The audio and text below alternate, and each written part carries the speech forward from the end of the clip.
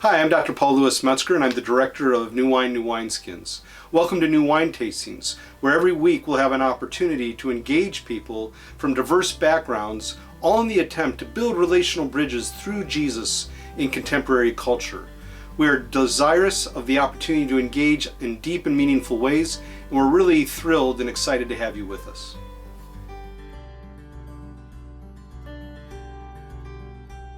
Hello, I'm Paul Louis Metzger, the director of the Institute for Cultural Engagement, New Wine, New Wineskins, and today we're going to be talking about Christian nationalism and evangelical Christianity. And to engage this theme, my colleague at New Wine and Multi-Faith Matters and Foundation for Religious Diplomacy, John Morehead, and I are interviewing Professor Joseph O. Baker, who's the editor of Sociology of Religion, and he's the associate professor of the Department of Sociology and Anthropology, East Tennessee State University. And I'm assuming, Joseph, we're looking at the backdrop that's right outside your office window. Is that correct? Well, close. This is a picture I took down in the Smoky Mountain National Park. So this is an hour away or so, but it looks sort of like this close to where I am. Well, that's great. We envy you. So it's good to have you here with us to talk about this theme and your research in this area of sociology of religion, Christian nationalism, and evangelical Christianity. Hey, thanks for having me. I'm really glad you all are engaging this topic. It's something that's really important right now. Yes, it certainly is. And so we're going to talk about it in terms of the past, the present, and future. And John, why don't you take it away with the first question or two for Joseph? Yeah, just to sketch really quickly why this is significant for our audience is evangelicals, other Christians.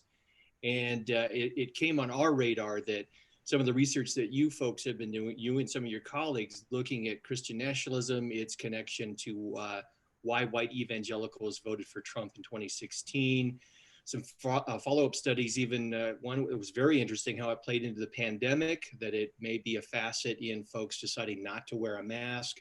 So it's something that not only the non-evangelical world, but the evangelical world needs to be aware of. And so we want to unpack some of your research so that we can understand what's going on and some of the dynamics that influence evangelical thinking and action. So you have a lot of research interests. You and I share some common ones. How did Christian nationalism get on your radar as a research topic academically? Yeah, sure. I looked at this, it's been about a decade ago, and I was using a much less catchy title, which, as we know, makes a big difference sometimes whether people pay attention. At the time, I called it sacralization ideology. Terrible name. I'm sorry. I apologize. But I was kind of interested in this idea of people who want to see their particular religion enforced in the public sphere. So not just personal piety or even the idea of, getting people saved and kind of like the evangelical speak, but this idea of kind of like enshrining it in law. So things like public display of 10 Commandments in courthouses and prayer in schools and things that we would almost see legally as like establishment issues. So I was interested in this idea, but it was only sort of tangentially related to some things I was doing about secularism. So I was looking at atheism, agnosticism, and a lot of that is reactions against Christianity in the public sphere. So that was originally how I came to it. And then my colleagues who worked on this with me, Andrew Whitehead and Sam Perry, they really picked this up and started talking about it as Christian nationalism and doing these in-depth studies of it. And they really took it to a place where, for me, it started as something that was related to my main topic. And they sort of made it their focus with good reason, because it has all these implications that I wasn't necessarily looking at initially. So that was kind of how I came to it to begin with. And then once they started picking it up and running with it, I was in conversation with them about all this research they were doing, and some of the stuff on politics hit on some other areas that I do. And so we collaborated for that. But yeah, a long time ago, I was calling it this other thing, but I was really just interested in this idea of Christianity asserting itself in the public sphere, and people who want to see it kind of established, for lack of a better term. Thank you, Joseph. And John, why don't you ask the next question as well regarding definitions, etc. Sure.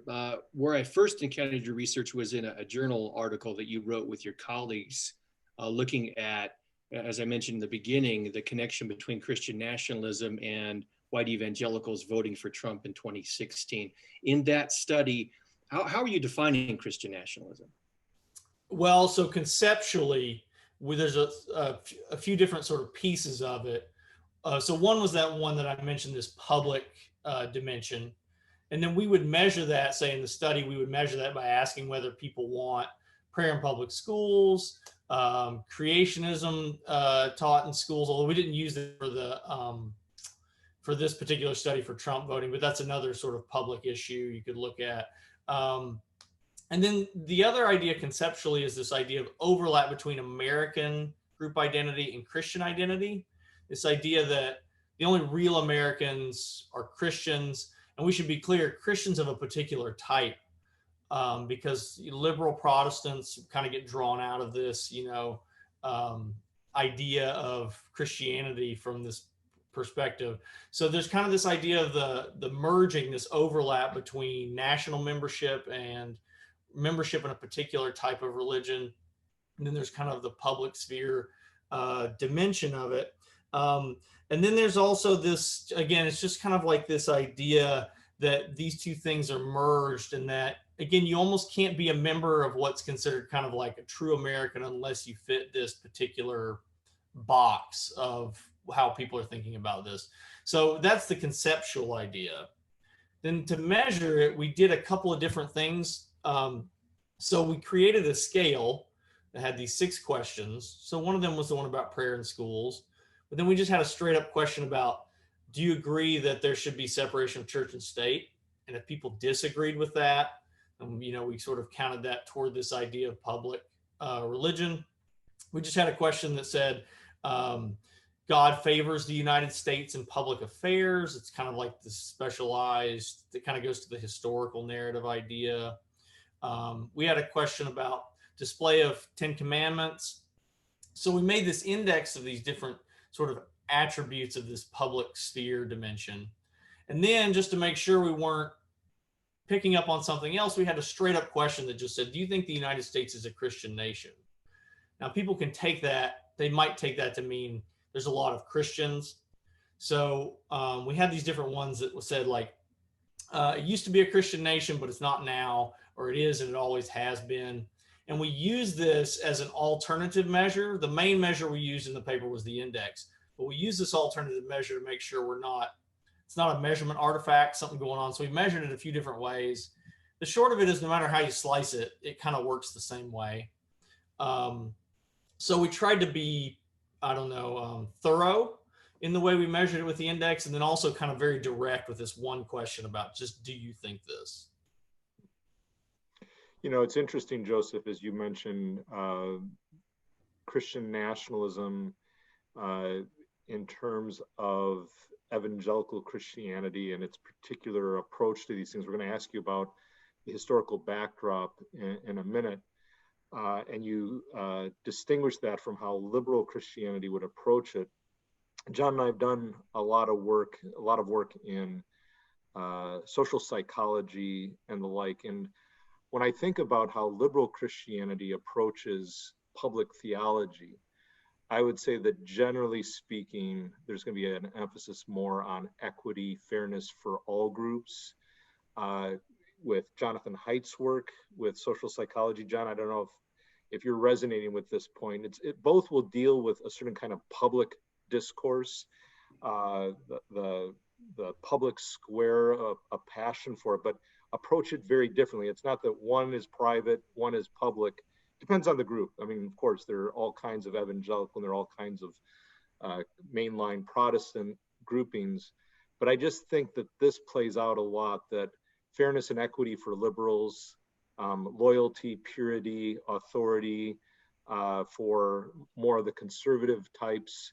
John, does that make sense to you, that the way it plays out, it's not that one isn't about Christianity and the nation, it's just how it manifests itself, us against them so often, is how I see it playing out in conservative circles. John on that, and then Joseph as well, just with our work in social psychology, John. Yeah, it's a little challenging and nerve-wracking to discuss social psychology in front of a social psychologist, but or a sociology professor. But yeah, I mean, just by way of background, Paul and I were a part of a team. We did a couple of grants to the Louisville Institute, and we brought social psychology and a little social neuroscience into conversation with evangelical theologies of multi-faith encounters. And we saw Jonathan Haidt's work. His moral foundations was very important. And interestingly enough, we wanted to focus on the role of disgust. But what we didn't find, or didn't predict, but found, was Christian nationalism was also a significant predictor of negative Christian attitudes about people in other religious traditions. Does any of this resonate with your work in Christian nationalism? And more so with evangelicals, Right. Yeah. Yes, absolutely. All that resonates with what we found and what we find in multiple data sets. So we do find those, you do find those psychological traits. There's also that right-wing authoritarianism, which for a long time was in psychology. Now I think they call it fixed versus fluid worldviews. They're trying to get away from kind of the pejorative language of that. But you find that psychological dimension there too. The disgust dimension is, and kind of that, it's this othering of outgroups, right? It's sort of an in-group, out-group dynamic.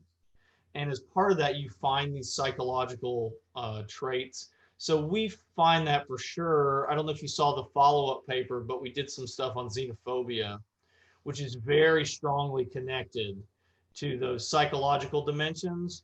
And so it's very strongly connected to Christian nationalism too. So there's kind of a confluence there. Back to the original point you were making, Paul. I don't know if you're familiar with Ruth Braunstein's work, University of Connecticut, but she does great work on the narratives that different religious groups tell about the public sphere.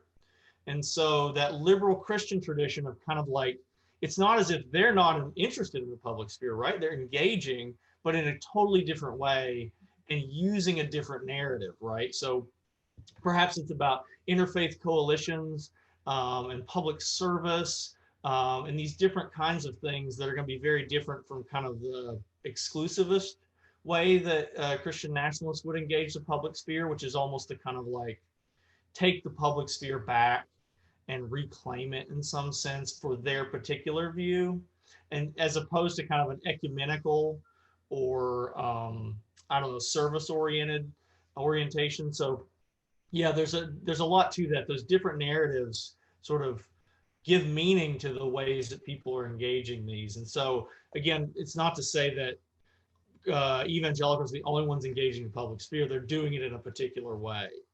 And I just think that that's really fascinating, and it's helpful for our ongoing conversations on this subject, because even when John and I have done work that might be seen as more ecumenical, more public service, and like our own tradition of evangelicalism, some within that movement will look at that kind of engagement with suspicion. It's not that our doctrines are different in terms of like historic Orthodox Christianity. We're not. We're very much within the centered set approach of that particular tradition. But it's just that people will be suspicious of it because of that in-grouping, out-grouping type of dynamic. So it's just fascinating. So thinking through this further, Joseph, with your work, where did Christian nationalism arise? And here we're thinking more in terms of that, if we can call it in-grouping, out-grouping, the othering, whatever the wording that's best. Where did that arise? Some will say in our tradition, well, of course, we were founded that way. So we were founded as a Christian nation, so it goes all the way back to the founding fathers. Your thoughts on that subject, the historiography and the like? Okay, yeah, so I've got two thoughts on that. One is that there's a kernel of truth to that. There's always been a narrative to that end. Now, of course, the thing that's the counter to that is it's always been in tension with a more inclusive vision of sort of the civic sphere. And so so there's one part that is that there is some truth that there's a lot of historical grounding to it. Now, the second part to that is it's perceived often very simplistically inside this narrative. So it's just kind of presented as all the founding fathers were Christian. They wanted this to be a Christian nation. I'm thinking here of the Barton, the wall builders. David Barton, right?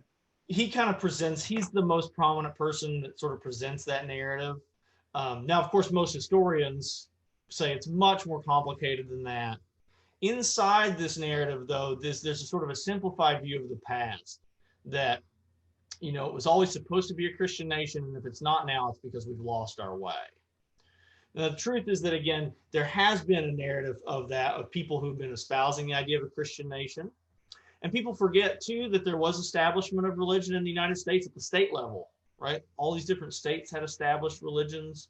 And so there is that sort of historical dimension to it. It's often portrayed in a way that's much simpler than it should be, where it's always been in tension with the idea of multiple faiths and religious freedom and how do we navigate these things.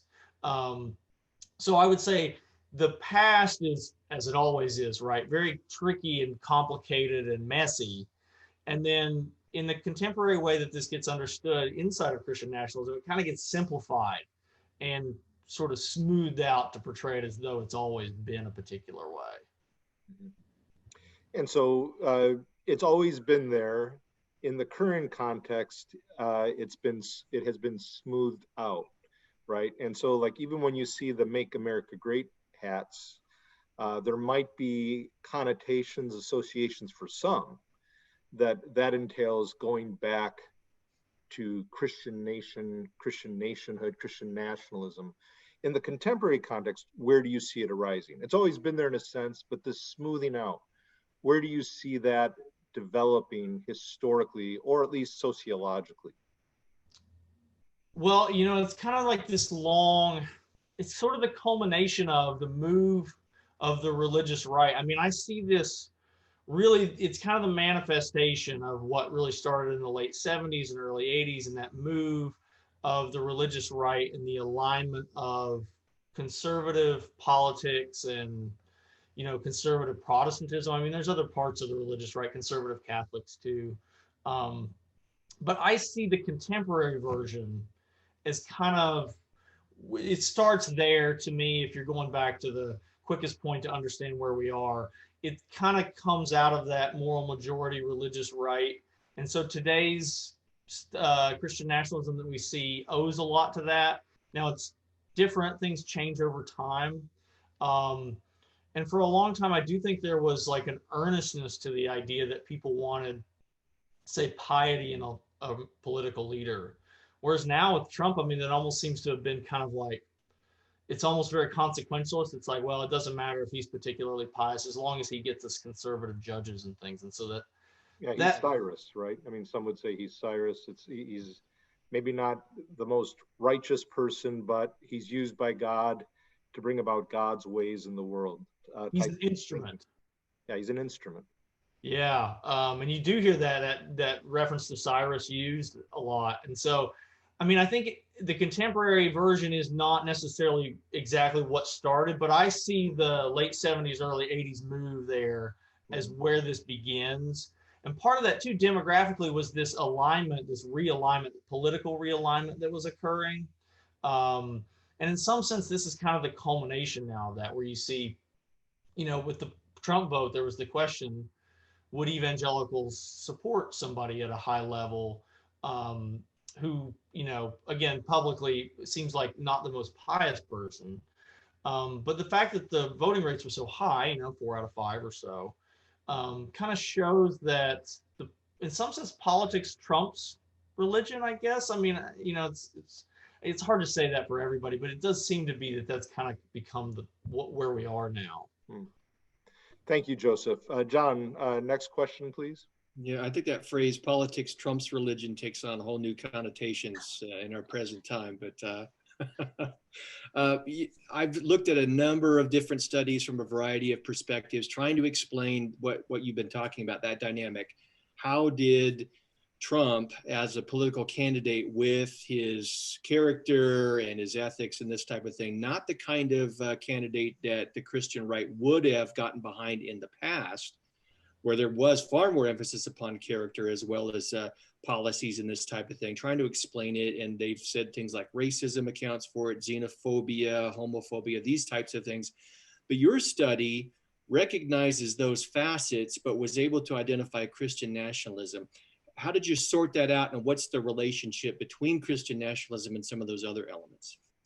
Yeah, so there is a tight connection between, say, if I have a scale in that second study we did, if I have a scale of xenophobia and a scale of Christian nationalism, they're very highly correlated. But I think of these things as like Venn diagrams, right? They're not everybody who wants to see Christianity in the public sphere is also afraid of immigrants. Many are. Many people who are afraid of immigrants are not Christian nationalists, right? So there's a lot of overlap there, but they're not the same thing. So I think it's too simplistic to this idea just to say that Christian nationalism just is racism. It's related to racism, and a lot of Sam and Andrew's work shows that empirically. Some of our work too in that second study showed that empirically. But they remain distinct. And if we look at the voting, say who was intending to vote for Trump, xenophobia was a huge predictor, the most important one. But Christian nationalism was still a significant predictor even after we accounted for that. So there was an independent effect of Christian nationalism over and above once you account for the effects of xenophobia. And we also accounted for Islamophobia. So, and again, there's a lot of overlap there. They are connected, but they're not the same thing, is what I would say. I see them as related but distinct. And so there is an independent effect of Christian nationalism, I think, for people who, for right or wrong, see Christianity under threat or see their way of life under threat. They perceive a cultural threat that's religious in nature rather than ethnic in nature. And they think Trump will do what he can to support them, right? And so, again, they just sort of see this as a way of fighting back or whatever it may be. But basically, we found that all these things matter. They are all related, but they also have distinct and independent effects. Joseph, I'm going to ask you a follow-up question related to what you've shared. Just for the sake of the viewers, while we'll have materials available as far as links to your work when the video is produced, could you just highlight some of the studies you're referencing, where they can find them, what the titles are, etc.? Yes. So the Trump voting studies are both in sociology of religion.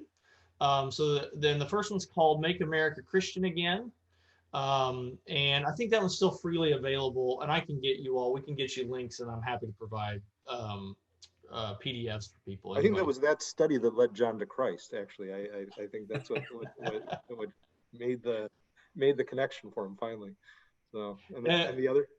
The follow-up is called Keep America Christian and White, and that's the parenthetical. And that's kind of that link to the xenophobia, Islamophobia dimension. So the first study, we had what I would consider a weak measure of xenophobia. We just had one question about immigrants. We were limited by what was on that particular survey. The follow-up study is based on the Chapman University survey of American fears.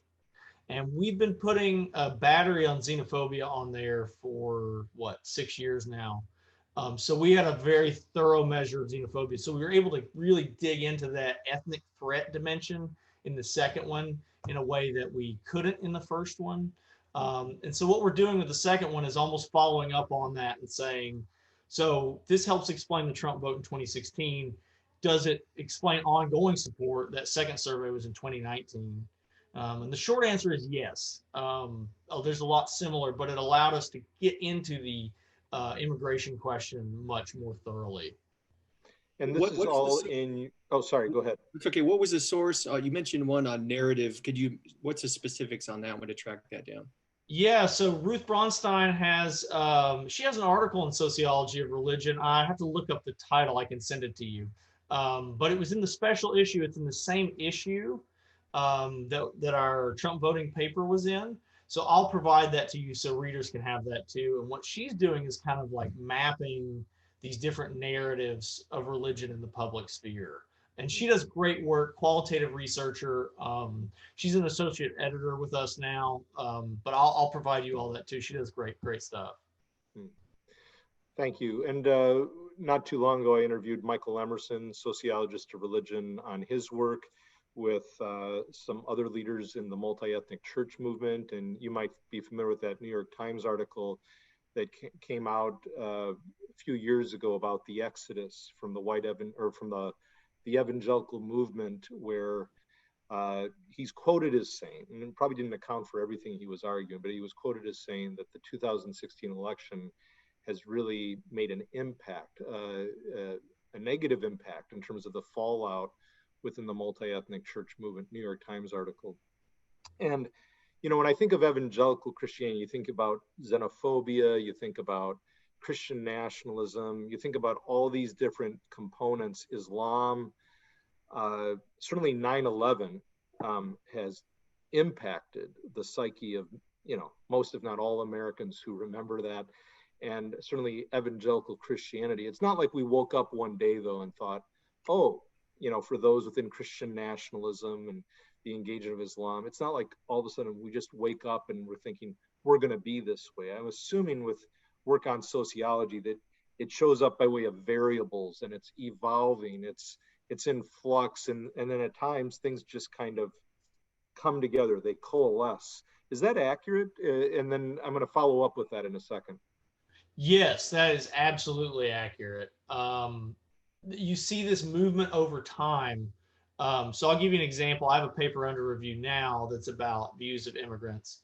And you see this political restructuring that is occurring where people who had restrictive views of immigration used to be sort of evenly dispersed about the American electorate. And over time, they've concentrated into the Republican Party largely after 9/11.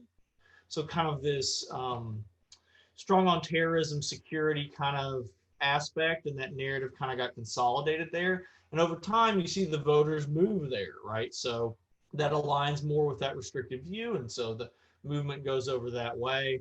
And then that ultimately leads to these dynamics that we see, which is that in the 1990s, you probably could not have used Trump's primary strategy to win the GOP primary. And then, but by the time 2016 is there, there's a plurality inside of Republican primary voters who are very restrictive on immigration. And that is his key issue. It's the thing that made him different. And honestly, it's how he won the primary, you know, is that the claims about, you know, banning all Muslims from entering and this sort of thing. And so, I think you see it inside the evangelical world where there's kind of that move, but that's also happening in the broader public, not just inside the subculture. So, yeah, and I don't think anybody, you know, wakes up and thinks, you know, today I'm going to switch it and I'm going to become xenophobic or anything. And I don't think people even think about it in those terms. They feel threatened or they perceive a threat. And so they have this idea of resisting that, or, you know, making sure they get to lay claim to what they see as their unique culture. And so I'm not trying to excuse it as not being problematic, but it's not as if people are being, you know, overtly racist about it. It's sort of a different dynamic. Oh, I agree completely, and I appreciate the even-handedness of what you're claiming here, and even what you said about the 1990s with Trump's platform, President Trump's platform, it probably wouldn't have won amongst Republicans. If you think of George W. Bush, even when he was running, he was known for having a positive relationship with Mexico, right? He speaks Spanish. That's my recollection. And you know, you think about Obama and Bush when it came to globalization, you know, both sympathetic and positive about that. So it's striking there, just the way the dynamics have played out in the last 4-6 years or so in that regard. Is, in your study, Christian nationalism a stand-in for evangelical religious commitments, political conservatism, or being a Republican? Is it an and/or? You've gotten at this a bit in one way or another, but I just wanted to bring that question to the front in a focused way. Yeah, the short answer is no. It's distinct from those things, right? So in our study, we're accounting for those things. So we have a really good measure of religiosity. It includes service attendance, private prayer outside of services, and scripture reading. So we had a pretty good measure of, what you think of as sort of a commitment, religiosity. We had good measures of political identification, party ID, and also conservative liberal, right? Because a lot of people will say they're independent, even if they tend to vote for one party all the time. So we account for those things, and Christian nationalism matters even after you're accounting for those things.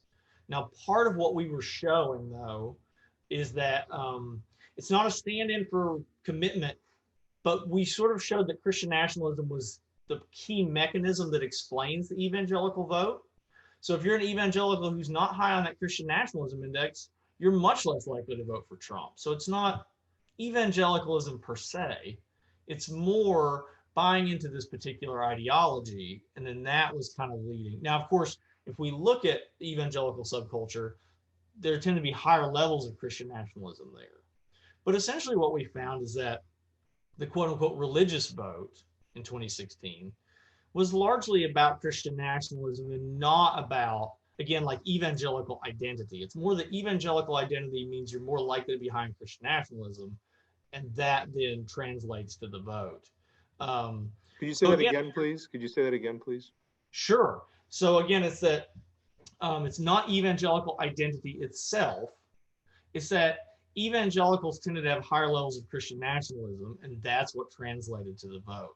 Again, for people inside of evangelical traditions who were scored low on the Christian nationalism, they weren't any more likely to vote for Trump than anybody else, frankly. So why are evangelicals, though, in your estimation, more prone toward Christian nationalism? Again, you've gotten at this from different angles, but I think to make it a pointed question, because I'm fascinated. I think about this all the time. What is it about our sociology, since you're a sociologist, what is it about our sociology as evangelicals that make us more prone, not just neuroscience, but sociologically?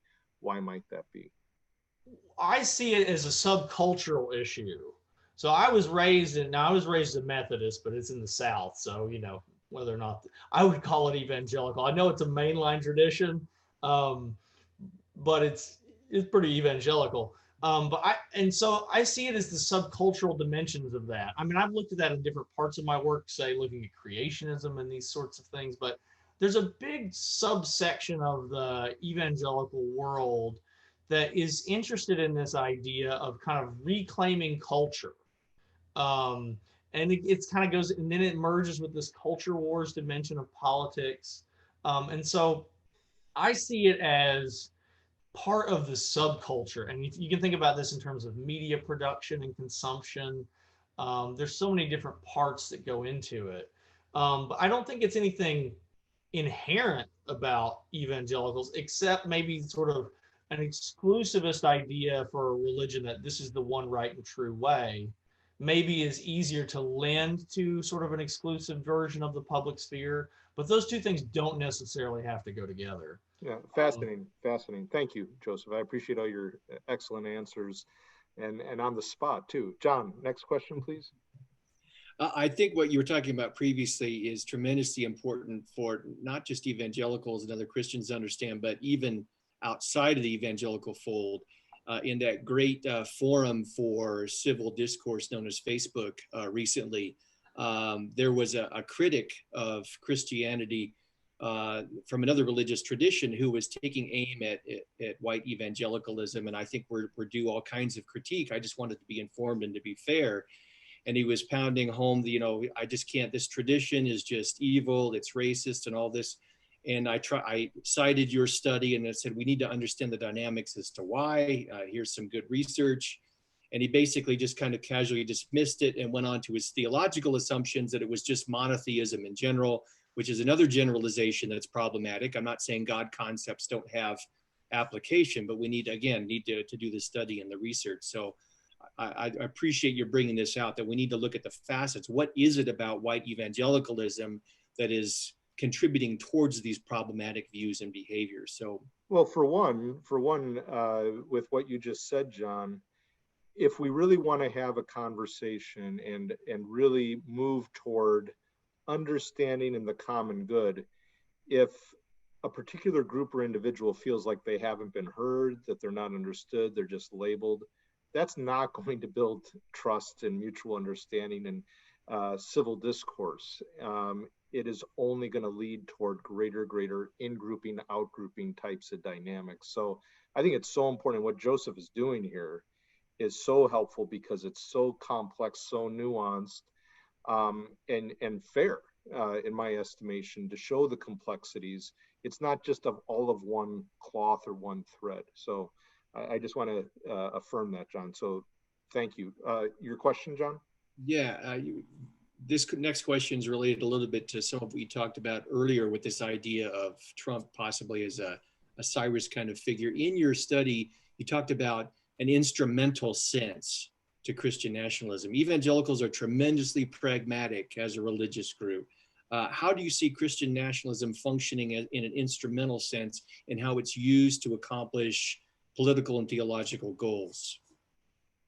Yeah, that's such a great question. I mean, I see this, I would kind of say, in three ways. I mean, one is just on the electioneering rhetoric aspect, right? So there's just, so we can think about, say, the optics of Trump clearing that protest and going over for that Bible photo op. And so that's messaging, right? I mean, and that's messaging for votes. And so there's the use of it there by politicians to try and leverage votes. My local politician around here is he just got beat in a primary, thankfully.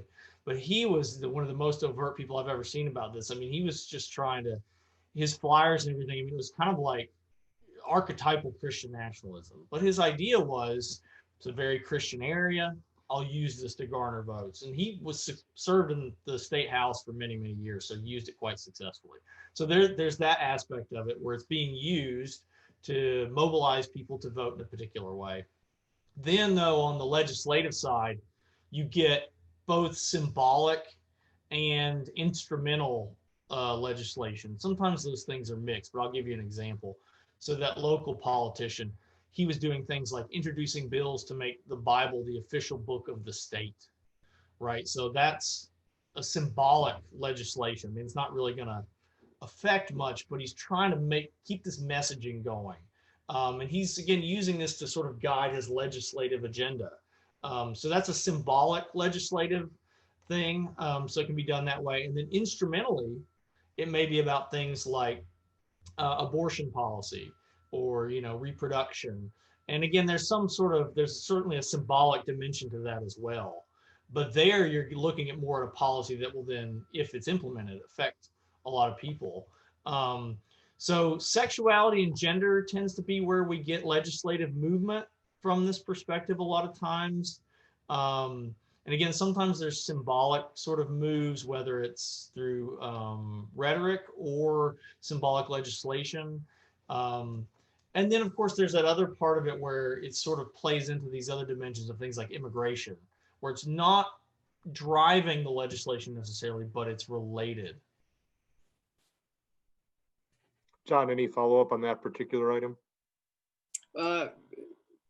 This is going to take some, guesstimation or conjecture on your part, but are evangelicals self-consciously trying to draw upon Christian nationalism, or do you see it in this instrumental sense, or do you see it more as kind of a backdrop narrative that functions for them in concert with political views? How do you see that instrumental process sorting itself out? I'm going to give you the classic sociologist answer, both and. Sometimes it's used quite overtly, and some pastors and political leaders do use it quite over. I think of like Robert Jeffress here, the megachurch pastor in Dallas, who very overtly uses this. And Andrew and Sam use him as an example in their book of someone who kind of overtly uses this. But for every Jeffress, there's just a pastor of your local church, I think, who uses this kind of as a backdrop, right? It's kind of like some of these symbols may be intertwined and some of the narratives may be similar, but they're not setting out to do a Christian nationalist message. And I don't even think Jefferson himself would call it that. He would just say, he's a Christian who loves America, and this is the American story. And so even there's a little bit of, he's overtly using it, but there's still kind of like this idea that he wouldn't necessarily say he's a Christian nationalist. So a lot of times, even when it's overtly used, it's still kind of like done not with people saying that's what they're doing. But I think for the most part, it's something that operates on a background level. That doesn't mean it's not influential, but I think a lot of times it's kind of part of the culture. When you said that, I was thinking about any church has its own rites of passage beyond baptism and the Lord's Supper and the confirmation in between, so to speak. The kind of humor from the pulpit, the kind of humor that gains traction, that which, goes over like a lead balloon. And I would assume in many contexts, Christian nationalism just becomes by default, whether conscious or not, and often probably not conscious, as part of that cohesiveness. It's part of the glue. We have a friend who's a pastor down in the Dallas-Fort Worth area who does a lot of work with Muslims. And his church is a large church, but it's cause for great consternation in the minds and hearts of many, including other megachurch pastors, because of, I'm sure they're going to say, yeah, we need to love God with all our heart, soul, mind, and strength, to love our neighbor as ourselves. But ... what do you do in building friendships with Muslims? It goes against the grain. It goes against the grain of the rites of passage, the default, even humor, et cetera, et cetera, et cetera. So as a sociologist, I'm sure you think about all those things, that not just the spoken, but the unspoken rules for discourse. And, oh, what did you do last week? Oh, we had a barbecue with the local Muslim imam and his community. What did you do? So it's, how much of it is that, the rites of passage, the unspoken rules of discourse? I mean, I think it's more of that. I mean, again, we're speculating here, but I mean, I think it's more that that's the way this typically operates, is that it's part of the culture and it sort of becomes enmeshed with narratives. And as you're saying, it becomes the context through which we understand each other, whether that's you joking around or what we're talking about or what's going on in the world. It sort of becomes part of the fabric of what we do. We have to be careful, because as sociologists also, I don't want to just say culture does this. People always do it, right? We're making the culture, and so it's like there's agency for people, but I think it tends to operate more as just part of the culture rather than being like, it's not as if people are getting together and saying, we're going to be Christian nationalists. It's more that this narrative is enmeshed with other things, and that narrative can be influential and then can be mobilized by people who want to activate that and, do the Bible photo op or whatever it may be. Right. So I tend to think of it as being there in the culture, and then it can be activated by people who are motivated to do so. We make the culture makes us, and it kind of snowballs, doesn't it? And then those who are looking to be pragmatic, back to John's question, to use it in some instrumental manner for a certain cause, it's there to toy with, if you will. It's there to manipulate. And to build upon. And I was thinking of Jacques Ellul with the Technological Society and efficiency and technique. And even though this is not exactly, I think, what he's getting at, what I do find with President Trump, people can say what they want about him, but he is a very bright man. He knows, I think, what he's doing. And so when he uses certain categories and constructs, and even the Make America Great strategy, it draws from some of that and pinpoints it in a certain way. A lot of evangelicals are concerned, though, that when others intentionally use certain governmental rites of passage or laws, legislation, etc., to put forth systems that are going to benefit us, it might seem efficient now, but those who live by the efficiency and pragmatic sword are going to die on it too. And so When we think about the future, Joseph, and I know that this maybe gets beyond some of your work, to what extent you get into the futuristic. I know you work some with paranormal and the like, but how much could you say? What might you be able to say about the near future, at least, where this might play out in terms of sociological dynamics for when groups live by the pragmatic sword, they're going to die on it too. Any thoughts on that? Yeah, absolutely. I'll look at my crystal ball here, but using data that I have at hand. Also, I'll go on the data that we have previously. But I mean, I think what you're saying is a good summary. That there may be efficacy now for some political issues. So maybe placement of judges or passing of laws, but that there will be long-term damage to to religion itself, and particularly to evangelical religion. And so you can see this in youngest generations. So millennials, Gen Z, people dropping out of church at record rates. If you ask them what's the thing that they, dislike the most, thing that comes up over and over on surveys again is the politicization of religion. That photo op is not going to help that. And this sort of like, in some sense, you cast your lot in there and you get some payoff, but now there's that long-term kind of reputational issue.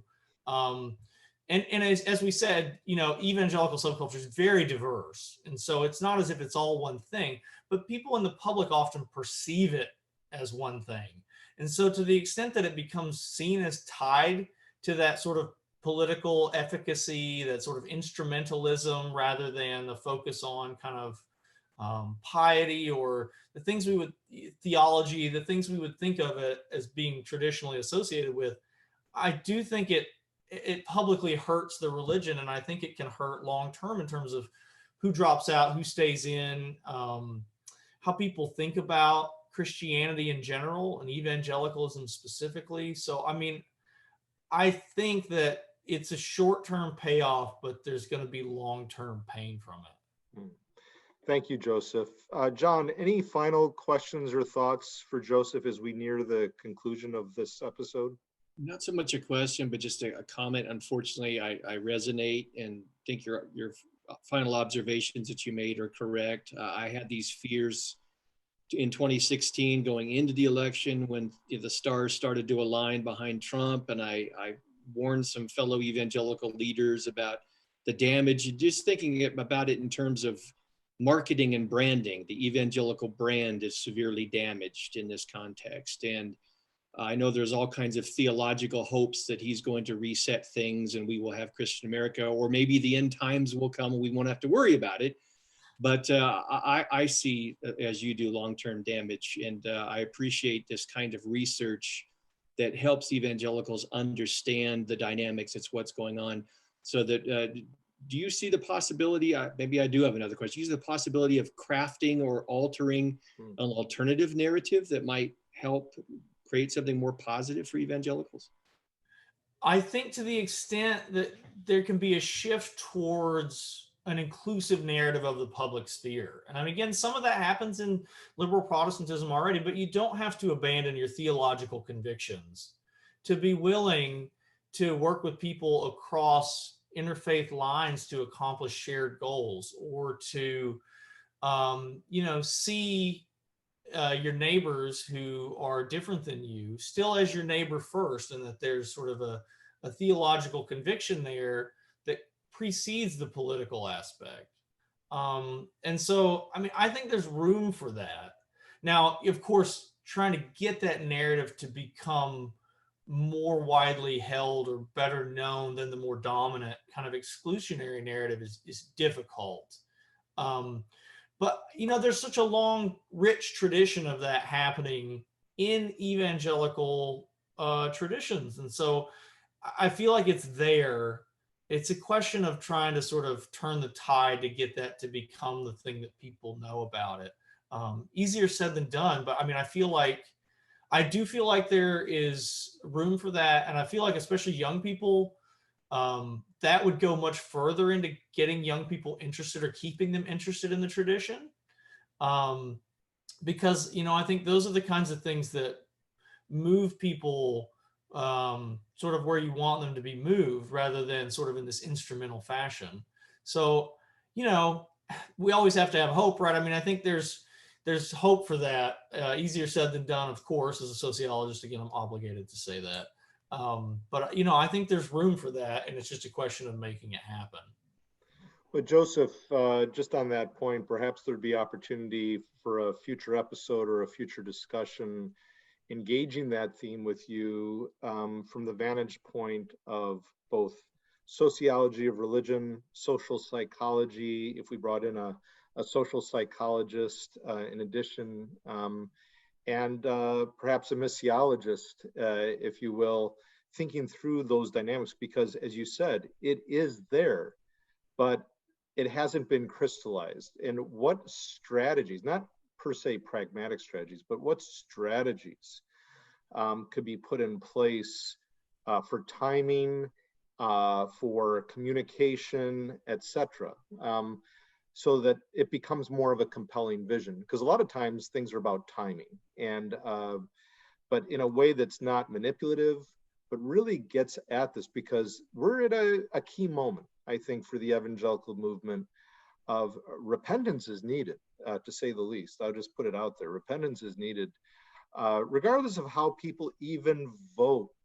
And people vote a variety of ways and for a variety of reasons. But where we put our hopes and what we're after with our votes, I'm thinking of those who are going to watch this and listen to this. I want them to be thinking through, okay, the attempt here is to be fair. The question is, where are we putting our hopes? What are we ultimately after? Are we thinking about the short-term and long-term losses and gains for what we're about? And I think what you've done today here for this episode of New Wine Tastings has really given us a lot of food for thought. And I encourage people to read your work at the journal, Sociology of Religion, and your published works as well. It's just great to meet a scholar who is such an even-handed, let's follow the facts model, and very judicious in this domain.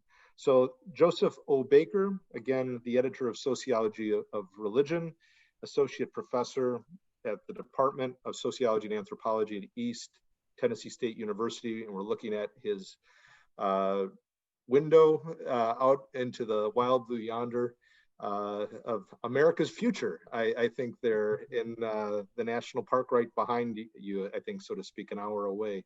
So Joseph, thank you for joining us. And John, thank you for your wonderful backdrop as well there. I appreciate seeing that panorama. So Paul Louis Metzger signing off on behalf of Joseph O. Baker and John W. Morehead. Thank you for joining us for New Wine Tastings. Blessings to you all.